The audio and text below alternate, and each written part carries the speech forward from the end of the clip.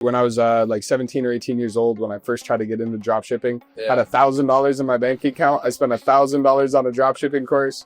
Never heard back. Yeah. Straight up scammed, greased. What do you guys think is the reason there's such a negative stigma around like online info products? Most people overpromise and underdeliver for sure. I know people have turned it into 6-7 figure businesses. I don't know anybody who started with $100 and turned it into a real business. But there's people that run multi 7 and 8 figure info products and coaching communities on the internet that will straight up scam their customers, where they'll take a $5K payment and then delete the course. What's up, guys? It's your boy Harrison, the 7-figure CEO, here with the final boss of online info. We've got the low ticket king, and we've got high ticket drop shipping info here in person. Buy our course to see how we bought these M3 competitions.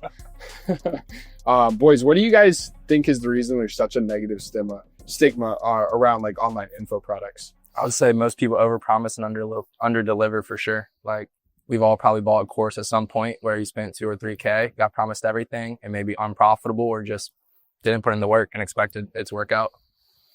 Yeah, that's literally exactly what I was going to say. Overpromising, underdelivering. I don't know about y'all, but when I was like 17 or 18 years old, when I first tried to get into drop shipping, had $1,000 in my bank account. I spent $1,000 on a drop shipping course. Never heard back. Yeah. Straight up scammed, greased. Yeah. I'll add to that too. It could often be like the right product marketed at the wrong person. Where I think a lot of drop shipping ads, like drop shipping is real. I never made money doing it, but I know a lot of people who did, but you can't market it to someone who only has $100 to their name as a get rich quick scheme. Yeah. If you have 20 grand to throw at it, I know people have turned it into 6-7 figure businesses. I don't know anybody who started with $100 and turned it into a real business. Same thing with Amazon's capital. If you have 2K and you spend 2K, let's just say on my mentorship, you have no money to make money. So how do you buy your inventory? How do you? Yeah, exactly. So that's why before anyone ever gets anything, we like vouch them. Can you afford coaching and actually putting the coaching into products? 100%. I'm very anti-college education, but I do think there's something about like having to apply and get accepted into something that like the online info product and coaching spacing is just missing of like, oh yeah, anybody can do this. Anybody can learn. When the reality is like, no, it actually takes some kind of work ethic. Now, Casey, you have a low ticket program that really is kind of for everybody because what you do, anybody can do. Do you think that there's still an element of like over promising or accepting the wrong people, marketing the wrong thing? Yeah, 100%. Especially within the, like, we offer a bunch of things. And so I think the issue for us is who we are targeting. We might get somebody who's a good fit for one of the categories that we operate in, being divine, and they're trying to join to, let's say somebody's down to their last $100 and we have tons of resources like, filling out online surveys, focus groups, stuff like that.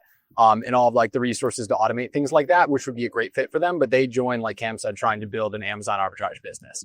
And at the end of the day, no matter what some guru tells you, unless you're like operating heavily based on credit and no experience, which I don't super recommend, you're not going to turn your $100 into 20 grand or something like that, no matter what anyone tells you. But there are still other ways to make money. And so I think it's a combination of, kind of accepting the right people, but then onboarding them correctly too. Because I think it's like the two-edged thing of bringing on the right people, but then also walking them through the process that's going to be best for them. Because I think there's just a lot of people who are going to accept anyone whose check clears, and you're actually shooting yourself in the foot doing it, because long-term your brand is going to get watered down if you bring in a bunch of customers that don't get results, even if it's not your fault.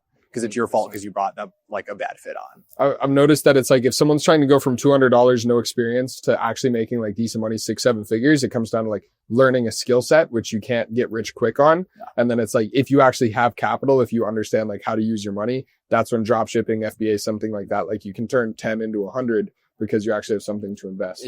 There was like, I don't know if it was Harvard or Yale, there was some university study where they gave a bunch of different groups each like $10 and were like, hey, you have 4 hours to turn this into as much money as possible. And the groups that succeeded the most were the ones who realized the $10 was just a complete distraction. Like the value you can get from like learning a skill and then doing something where it's more or less just trading your time for money, like a job for most people or an agency or things like that, is going to go a lot further in the at least immediate term than like, oh, I have $10. What can I do with the $10? Like learn the skill first that actually ends up being valuable, and forget about like, if you only have $200 to your name, that's not a meaningful enough amount to turn it into a 6-figure business independent of the skills you're going to develop. 100%. Almost like you need to first get good at putting yourself to work for money before you learn how to put your money to work for you. It's pretty interesting. Cam, I'm curious for you. Obviously, you've had a ton of success in your business and Amazon FBA. and now you have an info product. How much of the responsibility of client success do you think is on you versus how much of the client success is on the actual customer? I would say it's definitely dependent on us a lot, but at the same time, like just on our onboarding call, or even on a closing call, like you can tell who's going to win from that closing call and like the next day after the closing call. Like we'll have some people, let's just say we close, a week later, they want their onboarding call. Like you had a whole week to watch hours of videos that could have taken, like if I spent my last, let's just say, not my last, but 2K on whatever, I'm going to watch those videos the same day, try to get all the information, write down notes. Like we have some students that will watch the whole course the first day, write down all the questions. As soon as they want their onboarding, they have every single question lined up that they want answered, versus those people that kind of watch the course, have on the background while they're TikTok scrolling or whatever.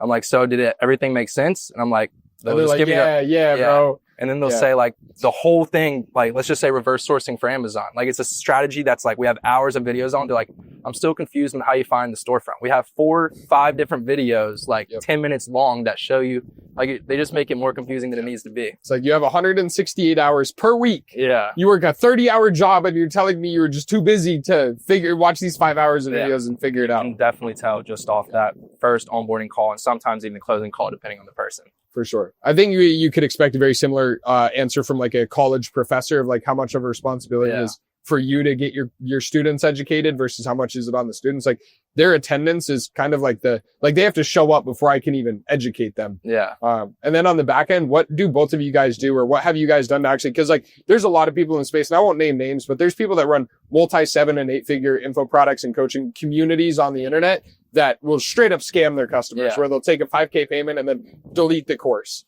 which is, what do you guys do actually having a good reputation and good client success, especially relative to the industry? What do you guys actually do to set yourselves apart and make sure your customers are winning? So I'll go first. I'll say for our Discord, like it's not just me. I have 2 other coaches, Dice and Hunter. We just hired our first coach as well because we're getting more students in. So obviously we already have our 7-figure businesses we have to run as well, plus info. So we just hired our first coach and we're looking at onboarding 2 or 3 more coaches just to make sure everyone's there. We're looking at someone for CSM. Like we run all the Zoom calls and everything, but if someone has like more of a one-on-one help question, we have other 6 or 7-figure people that already know these questions and can go hop on these calls and whatever. So we're spending money to help these guys win at the end of the day too. 100%. So it's not like we're just collecting their money and not helping them out anymore. We're spending our money they paid us to help someone else or us teach them more. Yeah. Free up our time. Investing back into it. Yeah. What about you? I have such a ridiculous advantage, as does Cam too, where we're not really, he does kind of more high ticket side of things. I'm low ticket. We're in the same industry. Is like, do you know how easy it is to win just by being an honest person in a dishonest business? Like, and it's not just info products, but it's like, think about like a car mechanic. Like if you show up to an auto mechanic and the guy down the street said you need these 3 things done, you get a second opinion. And then they're like, oh no, it's just a sensor issue. Like you're fine. Somebody was trying, like, I'm not going to charge you anymore. Hey, I noticed this other thing was wrong. Like I just fixed a few things. I'm not going to charge you for it. You're going to go tell everybody about that auto mechanic because it's just like a shady industry. And so like, it makes it absurdly easy to compete if you're just an honest person over the long term. And I think like everybody who's just grifted has just been been short-term grifts that's never sustainable. They never built a business. They never built anything they could ever exit.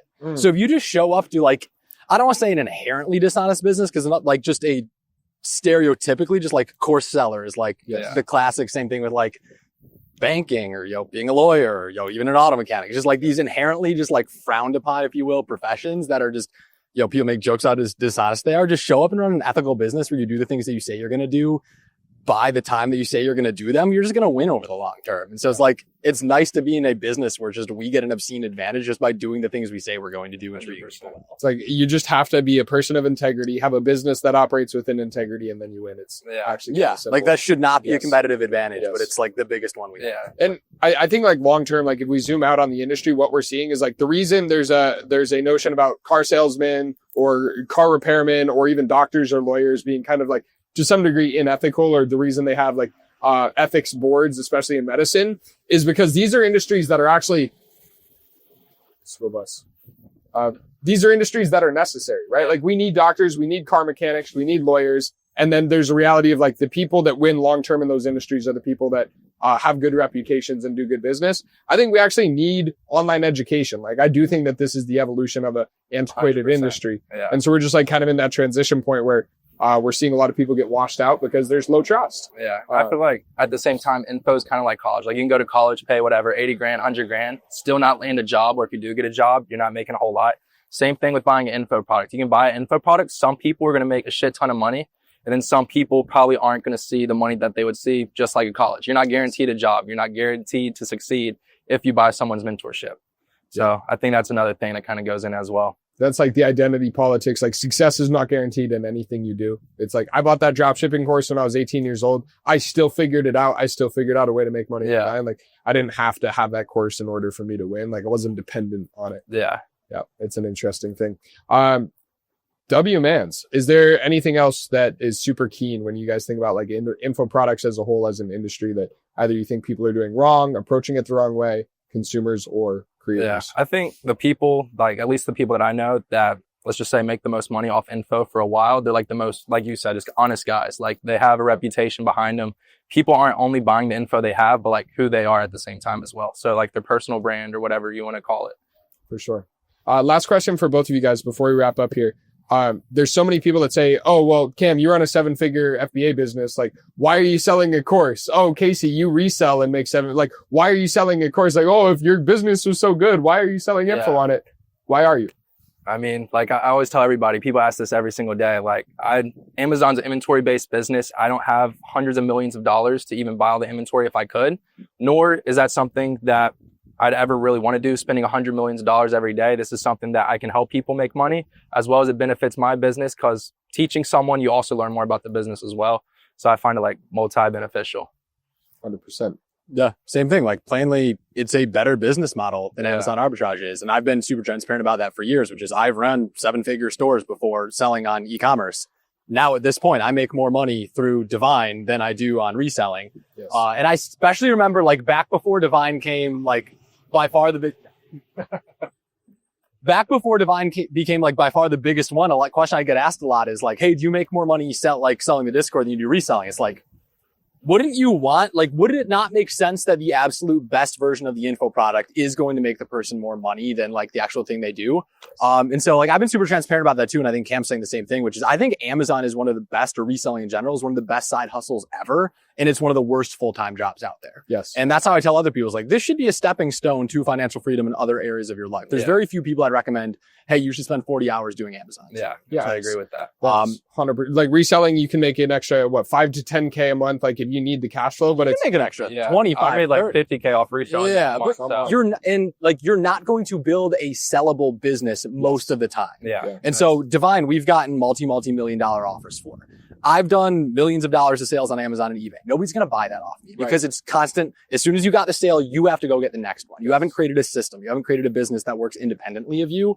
And so I tell people, port those skills into something else. It just so happens that the things I ported that into was Amazon related. Woo woo! That is, I think, absolutely the Wakanda forever.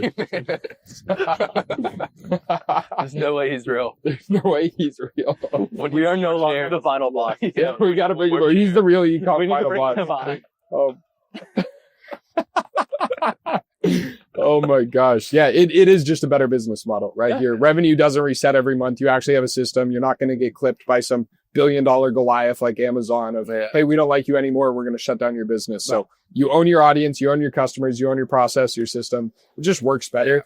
But the key thing as well is, did you start selling Divine Discord, or did you start selling FBA coaching before you were successful in the actual skill set? No, I did well over 7 figures before I ever launched the info. Imagine that. Yeah, did well over 7 figures, had a 20K profit month. And that's when I was like, okay, I think I'm decent enough. And I still wasn't charging much. I was like $99 a month at the time. Yes. So I still didn't think I was good enough to teach someone and them give me this much money. So. Yes. Yeah. So I only talked about sneakers for at least the first 2, and Divine has been around for like 5 years now. At least the first 2 years were 100% sneakers, because that was the only, like, I knew other stuff. That's what I was an expert in. Yeah. And so like your competency was. Yeah, just like, and I think that's the thing. It's like, do not teach people things that you don't know. That's like why, especially why like courses get a bad rap, is they are a better business model than most other things. But so many people know that they jump into it before they can do it effectively. Yeah. It's like they're putting the cart before the horse. Yeah. Like, that's even me. Like, I'm really good at the monetization side of social media. I'm not good at content. And I know that. And so I'm not going to sit here and say, here's my LUTs, here's my editing styles. So that's not my game. So it's like just nowhere to not put the cart before the horse. Yeah. All right. Dubs. Info product, final bosses. That's it. You got any more questions? We got to go return the rentals. Yeah, we got to get the rentals back. Yeah. Honestly, I think the landlord's coming soon too. So Yeah, it's 4:00. We gotta be back by 5. Yeah, we got to All right, get out of boys, here. let's All wrap right, that's it for the ecom info. Final bosses. We'll see you in the next one. Like, subscribe, comment your favorite part. Thank you again. See you next time. Peace.